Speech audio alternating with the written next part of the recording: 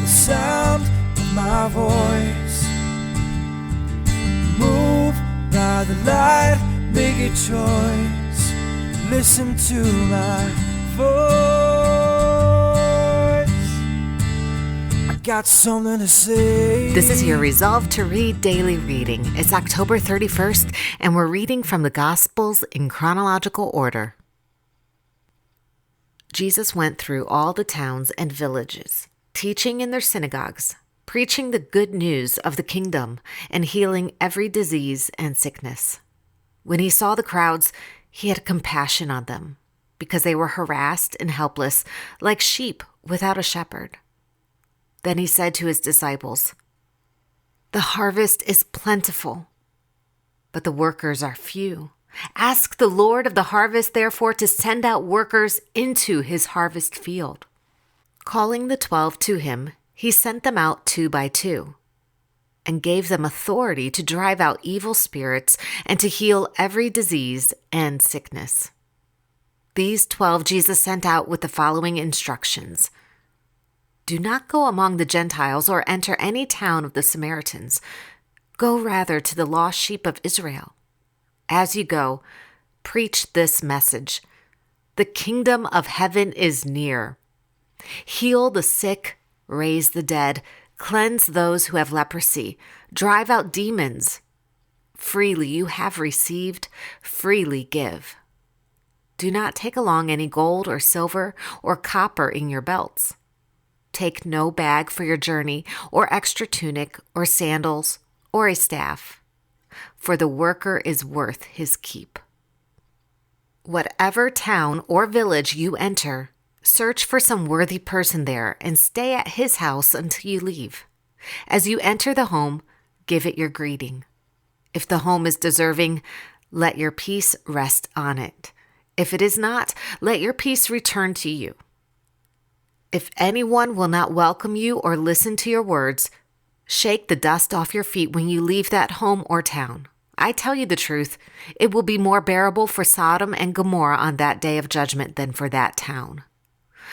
I am sending you out like sheep among wolves. Therefore, be as shrewd as snakes and as innocent as doves. Be on your guard against men. They will hand you over to the local councils and flog you in their synagogues. On my account, you will be brought before governors and kings as witnesses to them and to the Gentiles. But when they arrest you, do not worry about what to say or how to say it. At that time, you will be given what to say, for it will not be you speaking, but the Spirit of your Father speaking through you. Brother will betray brother to death, and a father his child.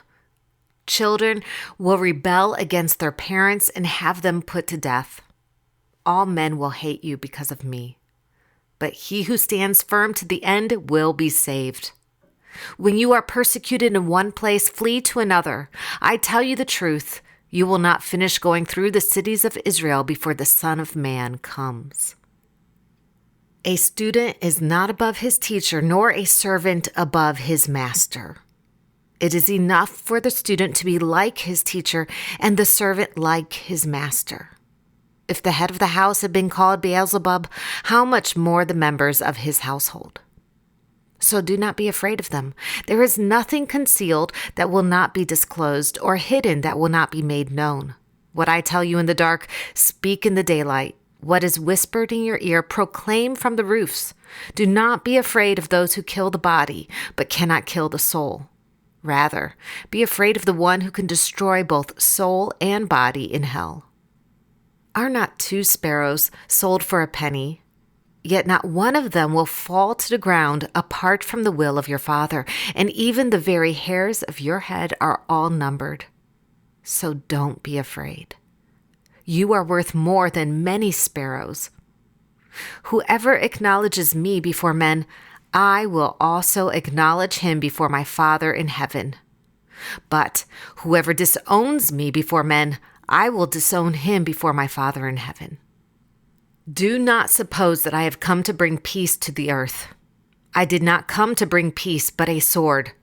For I have come to turn a man against his father, a daughter against her mother, a daughter-in-law against her mother-in-law. A man's enemies will be the members of his own household. Anyone who loves his father or mother more than me is not worthy of me. Anyone who loves his son or daughter more than me is not worthy of me. And anyone who does not take his cross and follow me is not worthy of me. Whoever finds his life will lose it, and whoever loses his life for my sake will find it. He who receives you receives me, and he who receives me receives the one who sent me. Anyone who receives a prophet because he is a prophet will receive a prophet's reward, and anyone who receives a righteous man because he is a righteous man will receive a righteous man's reward. And if anyone gives even a cup of cold water to one of these little ones because he is my disciple, I tell you the truth, he will certainly not lose his reward.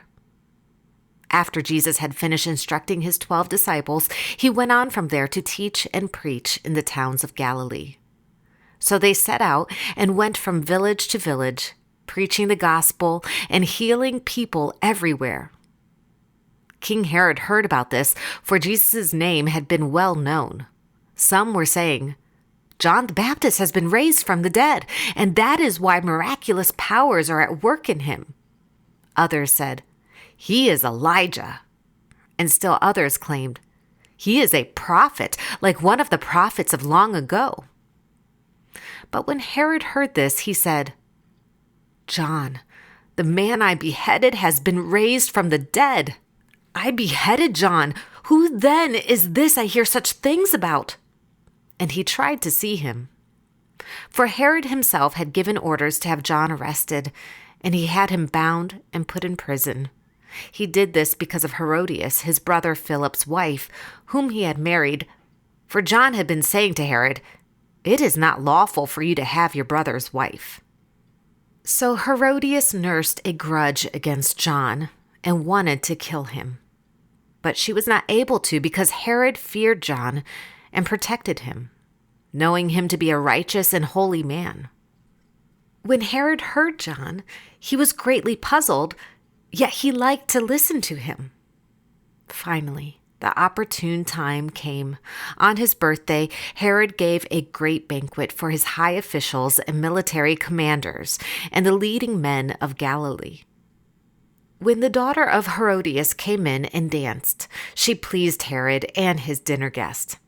The king said to the girl, "Ask me for anything you want, and I'll give it to you." And he promised her with an oath, "Whatever you ask, I will give you up to half of my kingdom." She went out and said to her mother, "What shall I ask for?" "The head of John the Baptist," she answered. At once the girl hurried into the king with the request, "I want you to give me right now the head of John the Baptist on a platter." The king was greatly distressed because of his oaths and his dinner guest. He did not want to refuse her, so he immediately sent an executioner with orders to bring John's head. The man went, beheaded John in the prison, and brought back his head on a platter. He presented it to the girl, and she gave it to her mother. John's disciples came and took his body and buried it. When the apostles returned, they reported to Jesus what they had done. Then, because so many people were coming and going that they did not even have a chance to eat, he said to them, "Come with me by yourselves to a quiet place and get some rest." So they went away by themselves in a boat to the far shore of the Sea of Galilee, that is, the Sea of Tiberias, to a solitary place. But many who saw them leaving recognized them and ran on foot from all the towns and got there ahead of them. This is the word of Yahuwah. Thanks be to God.